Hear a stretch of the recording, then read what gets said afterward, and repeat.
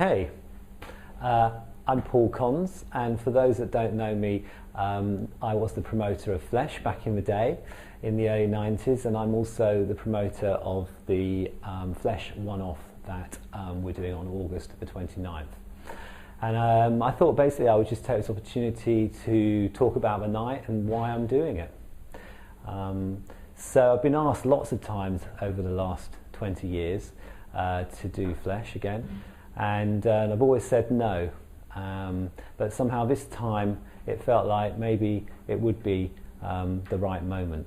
Obviously I think finding the venue, what used to be Paradise Factory, is great. It's a great space for it, and I think also raising money for charities like the Albert Kennedy Trust and Peter Tatchell's Human Rights Foundation is going to be wonderful.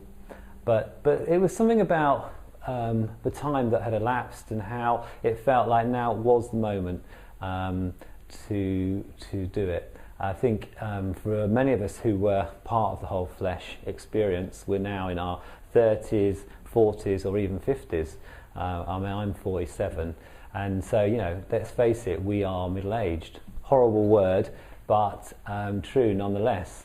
And I think it's a really good moment to look back at your youth and to celebrate it and to reflect on it, but also to look at where we are now and where we're going. So as well as creating an amazing party, I would love Flesh to be the start of a conversation about what it's like to be gay in your 30s and 40s in 2010. And in fact, I'm planning to make a documentary about that subject, and it would be, I feel like Flesh is a great opportunity to start a conversation to find out where people are at with all of that. It's been wonderful, all the stuff that's been posted on the Facebook group page, like the videos and photos and nostalgia and memories, and it would be great to continue with that. And I've actually got a couple of questions that I'd like to throw out there to stimulate further discussion and debate. My first question really relates to the whole experience of Flesh for people and what that was like. You know, when Flesh started, we were very much using the slogans "Queer as fuck" and "It's queer up north," and it was part of a whole sort of very aggressive and self-confident gay explosion in the early 90s. And you know, it was very sexually liberated, really a very dynamic moment in gay culture. And so my question is, queer as fuck, how was that for you? You know, how did you experience that personally?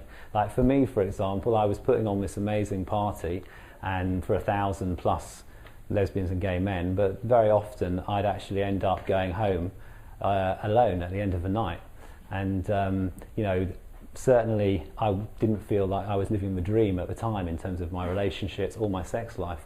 And so, you know, did you live the dream, or was that not your experience? My second question really relates to now and how we all are, you know, as I said, we're in our 30s, 40s, 50s maybe.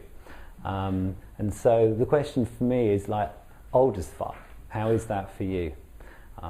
As a middle-aged gay man, I think I've learned a lot in the last 20 years. Probably the thing I've learned most about is, you know, relationships, and maybe I've seen through a lot of maybe my fantasy ideas about what a relationship might be like as a gay man, and discovered something that's a bit more real.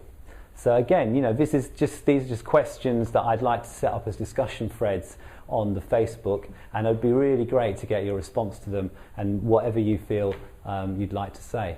The main thing, obviously, with the night is it's going to be an amazing party, and that's definitely where my focus is at. So it'd be great to have your contribution to all of this discussion, but at the same time, I really want you to come on the night and really experience Flesh 2010 style, and that's something that I'm spending the summer getting ready for you, and it's going to be a wonderful night, and I very much look forward to seeing you there.